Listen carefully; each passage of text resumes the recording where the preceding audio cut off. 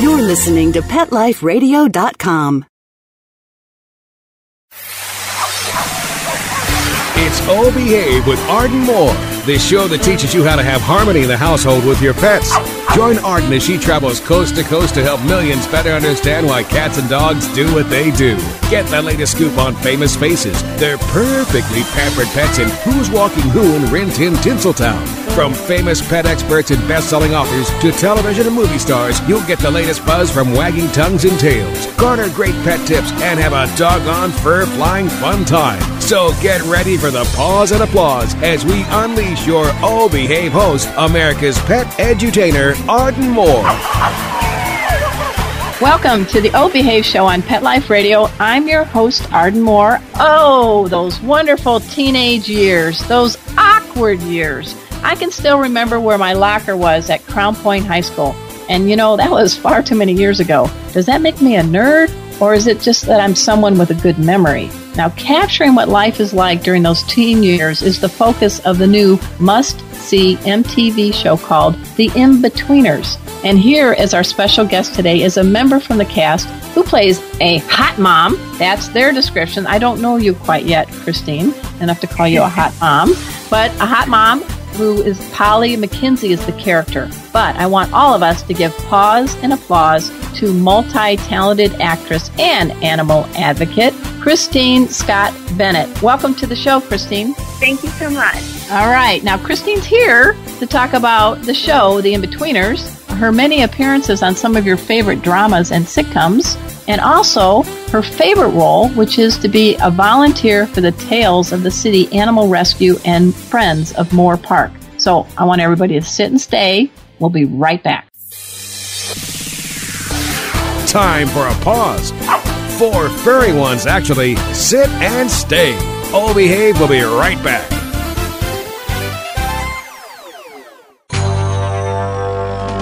It's DesignerPetSweaters.com. Hand-knitted designer sweaters for your precious pup or cool cat. Beautiful couture patterns for your pets, including custom-knitted formal wear, casual wear, yachting, and even sports-themed. Many designer pet sweaters include feathered tammy hats, top hats, and a lot of sparkle. Each sweater includes leg loops, front paw sleeves, and leash opening. Visit DesignerPetSweaters.com to order your 4-legged fashions today. Your pets will stay warm for the winter and be runway ready. Large or small, we fit them all. DesignerPetSweaters.com.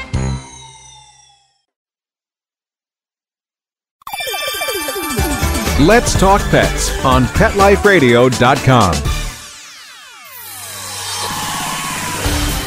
Oh Behave is back with more tail-wagging ways to achieve harmony in the household with your pets. Now, back to your fetching host, America's pet edutainer, Arden Moore. Welcome back to the Oh Behave Show on Pet Life Radio. I'm your host, Arden Moore. We are delighted to have on our show today actress and pawsome animal rescue advocate, Christine Scott Bennett. Welcome to the show, Christine. Thank you. That's quite an introduction. Thank you. Well, you deserve it. You deserve it. And speaking of those that deserve, I hope you can just start by introducing a couple of special 4-leggers in your life, Smurf and Tyson. Yes, actually, the world revolves around them, and I guess I'm one of those people where they've trained me. Tyson, I've had, he's 11 years old, he'll be 12 in May, and it was an accident when we got him. We didn't plan on it. There was a store in the mall going out of business and taking all their dogs to the shelter, and he just walked right up to us and chose us as a baby, and we had no idea what we were getting into, my husband and I. We were in college, and it was probably an irresponsible decision at the time, but I have to tell you, there was something else in the works because it was meant to be, and he's truly my true love. And Smurfy is my husband's true love. We were working with Tales of the City, and a dog needed a place to go to a foster home, another dog, and a friend of mine said, hey, if you take Smurfy, we'll take in this dog. And I just couldn't send this other dog to a shelter. So I took Smurfy in as, helping out, and little did I know the true love that would bond between my husband and Smurfy. And she's become quite the queen of the household. She runs the house. She tells Tyson where to go and when. And, it's kind of like that normal thing. If you have pets, you get it. Yeah. Now, what's your husband's name so we don't have to call him my husband for the rest of the show? His name is David. David. Hi, David. Now, Smurfy is a min pin, is that right? Yes, that's right. And how old is Smurf? She's 2. 2. Okay. Woof. And Tyson, I understand, is what kind of mix? He's a Beagle Jack Russell mix. Oh, my gosh. A nose and energy. Wow. That is a combo. Oh, you have no idea. Yeah, you have no idea. He's 11, but he acts like he's 2. So imagine what he was like at 2. We would take him for runs every day, 3-4 miles, because otherwise we just could not put up with him. He was a Tasmanian devil. You can thank your great figure for him because he keeps you in shape, right? Yes, for sure. He does. You cannot sit and relax with him until he's had his exercise. Now, we're going to get into the show, the Inbetweeners. It's actually kind of a show that was very popular in England, right? And tell us how it came to be. Let's get the little backstory, if you will, and why this version's now on MTV. Well, it was wildly popular over in Europe, and I think that they decided to bring it over just because they figured there was something different that they could bring to the table. Our sense of humor is very different than theirs over there. So we used their guidelines, but we kind of put the American humor in there. So we give them credit because their idea and their outline, but we've changed it a little bit to accommodate our American crazy humor. I ended up auditioning for this. I was on vacation. I was in Florida. I used to live in Florida, and my old agent said, hey, if you're going to be on vacation, why don't you stop by and audition at Universal Studios with us? And I thought, okay. But, I thought nothing of it, just kind of went in, did my thing. Really wasn't as focused as I should have been because I was on vacation. And that was exactly the character that they were looking for. And it just kind of worked out, right place, right time. So describe Polly McKenzie, the character you play. Polly McKenzie, she is the hot mom. They call her the MILF, quote unquote, on the show, of lead character Will. She is basically this mother. Every mother does this. You embarrass your children. You have no idea you're doing it, and you don't mean to. You're just doing it out of love, but they're growing out of certain phases that you kind of think they're still in. But it's more of an awkward situation because she's a little too hot for that. So the boys' friends, his friends are looking at her in a different way, and so it makes his life bubbling very, puberty very coming through. Right. So you have the dynamic of her being hot and everybody oogling over her, but she's still, wiping the smear off of Will's face if he, after breakfast or, things like that. So she's not really ditzy, but has no idea the profound effect she's having on her son at this time. Now, it is airing on MTV. How do we tune in? Is it on Monday nights? Is that correct? Or can they tune in on different times? Monday nights at 10:30, and then MTV ends up rerunning shows over and over again. I think they rerun it like 11 times. I know for a while it was airing after Awkward on Thursday nights, but Awkward's no longer on. But if you check your local listings, guaranteed it's going to be playing at least once that day. Isn't that kind of nice, though? Like you're la, la, la, la, la. I think I'll turn on MTV. Oh, there's our show. That's kind of a nice feeling. It's one of those things that's hard to get used to, too. If you're not used to seeing yourself a lot or hearing your voice or, I ask my husband David all the time, do I really sound like that? I talk through my nose, and he says, yeah.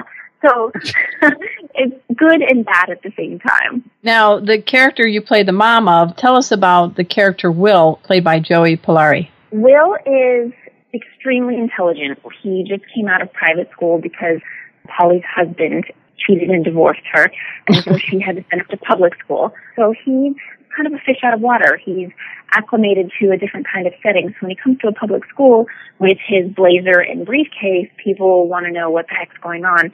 So he's still trying to figure out how to be normal. And then there's the whole, I'm in puberty, so I don't know if I'm an adult or a child. I'm not quite either. And then trying to find friends. And he ends up befriending probably 3 of the most awkward and different characters you could ever befriend. They all represent, one person in our lives. We've all seen them. We've all probably been them in one way or another. And so they're just kind of navigating their way through high school as best they can and just trying to survive. Well, I think it's a great show, and I think, is it Brad Copeland? Is that the producer? Yes.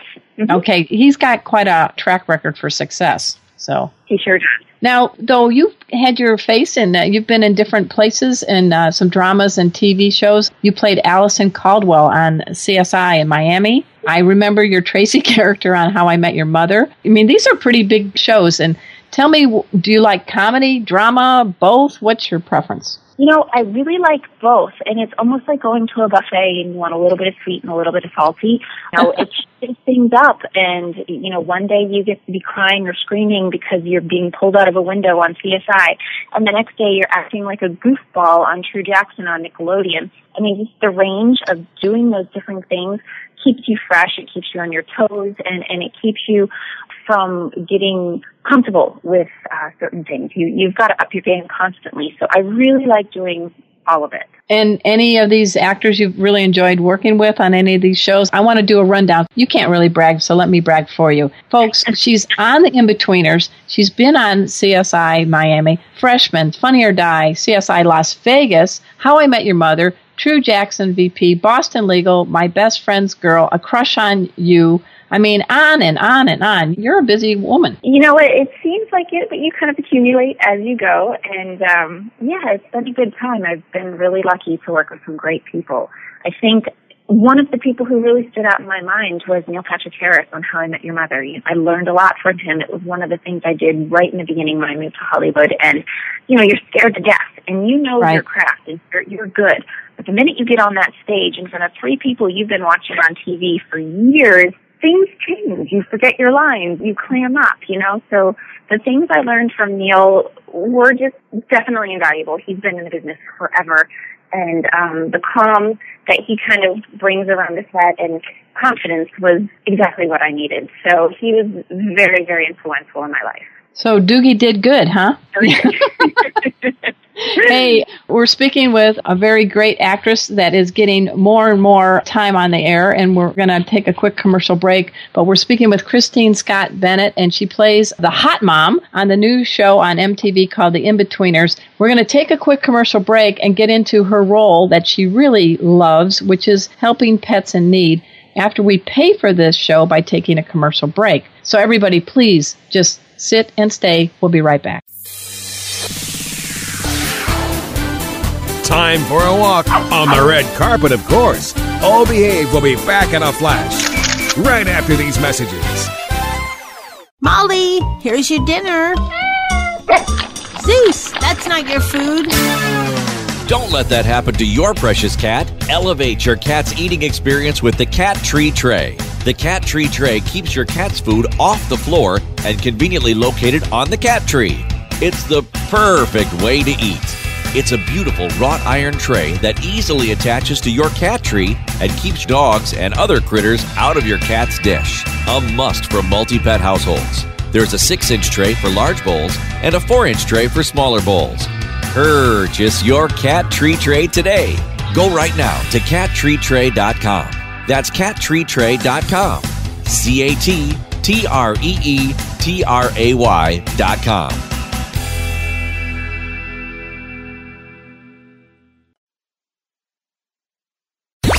Let's talk pets. Let's talk pets On Pet Life Radio. Pet Life Radio.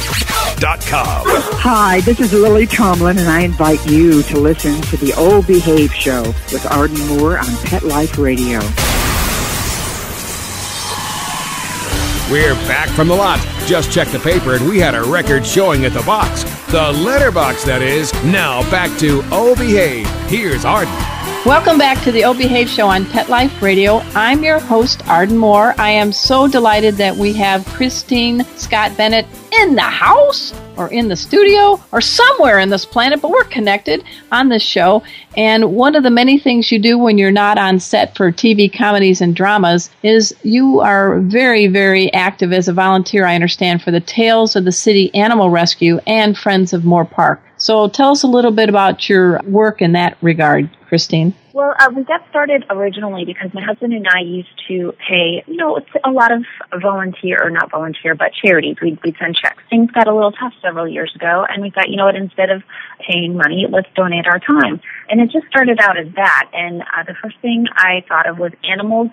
They're my passion. My dogs rule my life. And so we went into an animal rescue group just because it's a little bit easier. The shelter is very difficult emotionally to walk into and leave knowing a lot of the dogs you may not see again.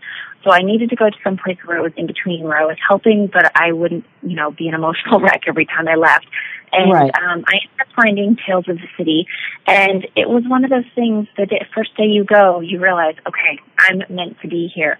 And the feeling that you get when you help people find, their true love, their meant to be a family member, or finding that dog home that he was sitting in a shelter for God knows how long, and now he's going home to a comfy bed, and there's nothing like it. So I was hooked. The first time I helped a dog find a home, I was hooked, and it's been like that ever since.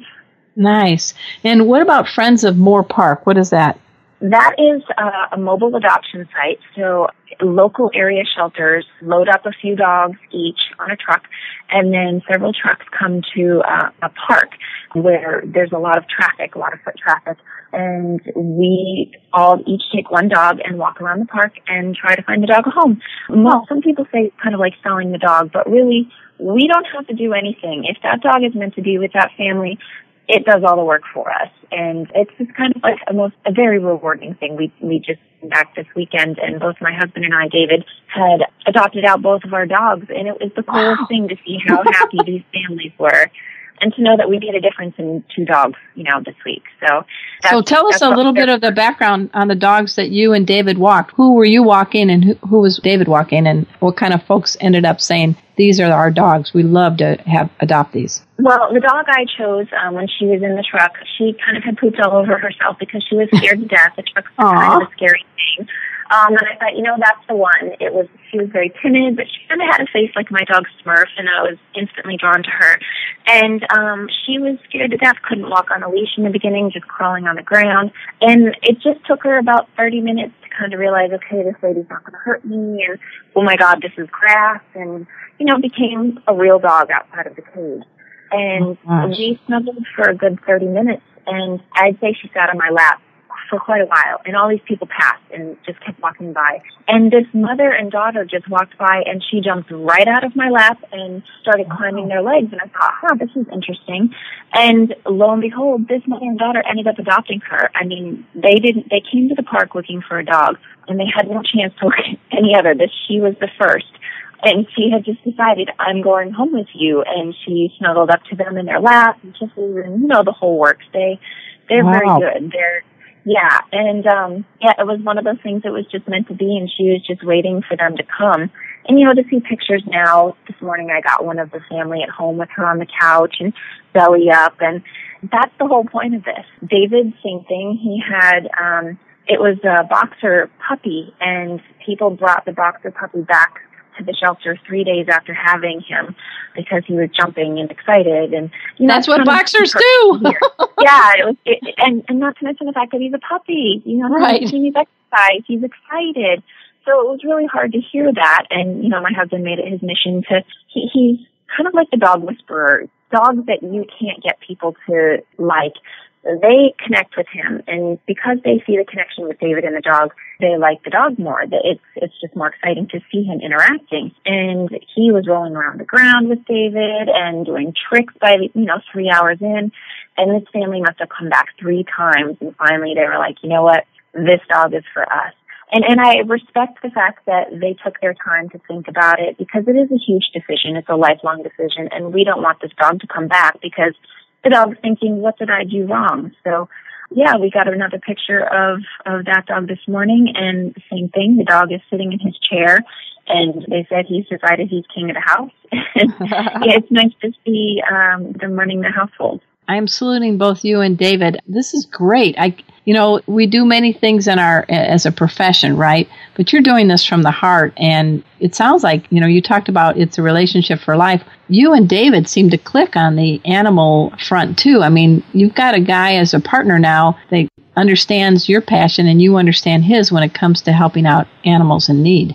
For sure. I really got lucky, and I wasn't sure what I was going to get into. David was coming to volunteer with me strictly out of the fact that I felt like I needed to contribute to the community, and he was just coming out of support for me, and he dove in head first and has really enjoyed himself. I mean, he was always a dog lover, but this wasn't his passion. It wasn't his decision. So the fact that he's jumped in and he's going just above and beyond. I can't be more thankful. Oh, that is so wonderful. Now, is there some ways that we can find out a little bit about you? I do believe, don't you have a website, Christine? I do. It's ChristineScottBennett.com. I like it when it's easy like that. Oh, and Twitter too? Yeah. Okay. I'm on Twitter. It's Christine Scott B. My name's a little bit long, so we had to stop there. All right. Now, I was noodling around your website, and there were two things that made me, I have to ask you these questions. You have many talents. You can juggle. I can. It was in middle school, and I was in an enrichment program. My husband says I was a nerd, but to keep us from getting bored, they would put us in enrichment classes, and for extra credit, we had to choose an activity to kind of stay in focus and figure out how to learn and to teach yourself. So I taught myself how to juggle. What's the object you juggle best? Usually tennis balls, but I got to the point where I could juggle 2 tennis balls and an apple, take a bite out of the apple as I was juggling. So I was... nice. I hope you don't mess up and take a bite out of the tennis ball. You get fuzzy. I haven't yet, but I'm sure it could happen at one time. Now, can Smurf and Tyson, have you taught them how to juggle yet? Oh gosh, no, they've taught me. I mean, they'll retrieve the ball and bring it back when they feel like it. But other than that, I'm the one juggling, and they're pulling the strings. Okay, now the other skill it says here on your resume, firearms. I know this is a loaded question, but what does that mean? Oh, well, I've had some training with the FBI. I did an independent film with Armand Asante, and I was a SWAT team member, and they wanted it to look realistic, so we did some training with the FBI on how to walk, how to creep around the corners, how to use some guns like MP5s and Glocks, which was really cool. It was. I have that face where nobody sees me as the tough girl, so I was super excited to be cast for that role.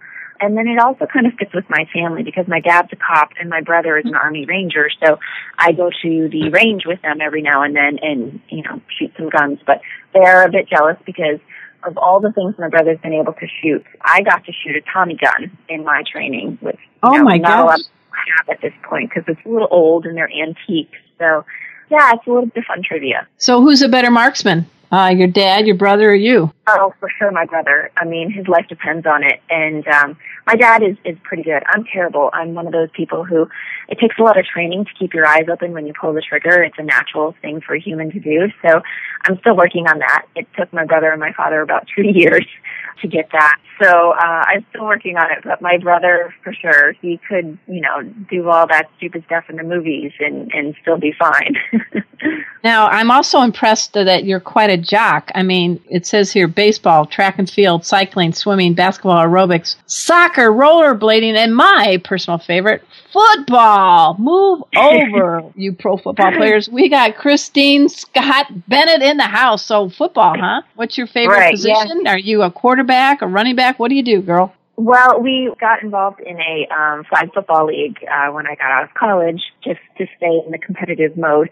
And I ended up playing quarterback because I had quite, one of those arms where it's difficult to get that spiral. And I don't know, I picked up on it pretty quickly. So I can't launch it like Peyton Manning over, yeah, wait a minute. 40 yards. You can't launch yet. Oh, come on. Okay, but it's pretty accurate. So they stuck me there because I was pretty accurate. And putting a girl in the quarterback position opens up guys to, do the wide receiver, touchdown dance, all that kind of thing. So, that's the position I did. Oh, my gosh. So do you have a favorite pro team? I love Peyton Manning, so I follow him. It was the Colts, so now it's the Broncos. But to be honest, it's not the team, it's the player. I really like his discipline and his work ethic. And he can have fun. I mean, you watch his commercials, he's hilarious. So he just seems like a well-rounded person and a really fun guy. And not to mention he's incredibly talented. So, yeah, one of these days I would like to meet and work with Peyton Manning. Okay, we've heard it here on the O Behave Show on Pet Life Radio. Peyton Manning, I know you must be one of the 800,000 who are tuning in religiously to my show each and every week. Hut, hut, hut, we need you to get connected and do something good with Christine Scott Bennett. Maybe you guys can do something with the world of pets. You never know. He seems like a nice guy in many aspects. Yeah, I would love that. Okay, well, I'm sure with my big clout, I can make it happen. I can at least try. How's that? Thank you. Thank you so much. Now, Christine, before we say adieu, we want to make sure everybody knows we want you to all dash over to her website, ChristineScottBennett.com. She also has a Twitter page, Christine Scott B. So you guys got to write that down. What's up for you next? Where can we see you in TV or the movies? What's going on? Well, I'm looking to take a break for the next couple weeks. Our publicity has just started to wind down from Inbetweeners, which was a lot of fun but exhausting. So I'm going to get back into the audition world and see what I can make of it and find something fun and new to work on. All right. Well, I will say, I did see you in RoboDoc, the National Lampoon movie. That was hilarious. I mean, the MD63 character, I saw one scene where a little boy hit him with a bat, but it just went dank, and he looked like a Spock look, Tell me about that before we say goodbye. I mean, the RoboDoc, that was a lot of fun. RoboDoc 1 and 2, right? Yeah, that was a lot of fun just because there were so many big stars in that movie, and it was my first real chance in Hollywood. I shot that in Florida, and my first full-length film, and I want to preface I was completely clothed in that. Every time everybody hears National Lampoon, they think, oh, she must have gone topless. But I played the only serious character on the movie, which was fun because I got to bring something different to the table. And, seeing people do characters like Will Hayes being a robot, I mean, who does that? It was just such a fun thing to watch. And I had to be careful to continue acting in the scenes because I would watch the show and forget that I was actually in it. So when it was my line and Alan Thicke is waiting for me to return, it was like, oh yes, I forgot. I feel like I'm watching Growing Pains. So it was a fun experience. Oh, well, I'm so glad you were able to take the time to pop in to the Oh Behave show, and I'm really, really proud of you, and I give you a big paws up for what you do for pets, both with the Tales of the City Animal Rescue and Friends of Moor Park. So the next time I hang out in Moor Park, I know that's up near the L.A. area, and I see this nice man and this nice lady with dogs walking around saying, adopt me, I bet they're going to be you and your husband, David. Absolutely. All right. So at this time, I also want to thank our great producer, Mark Winter. He makes this show happen each and every week. I want you to also dash over to the other great shows on Pet Life Radio. It's a network. We got lots of things for people who like all kinds of critters, those that fly, those that swim, those that run and bark and meow. And I thank again our special guest today, Christine Scott Bennett. So until next time, this is your flea-free host, Arden Moore, delivering just 2 words to all you 2, 3, and 4-leggers out there. Oh, behave. Coast to coast and around the world, it's Oh Behave with Arden Moore. Find out why cats and dogs do the things they do and get the latest buzz from wagging tongues and tails in Rin Tin Tinseltown. From famous pet experts and best-selling authors to television and movie stars, you'll get great tail-wagging pet tips and have a fur-flying fun time. All Behave with America's pet edutainer, Arden Moore. Every week on demand, only on PetLifeRadio.com.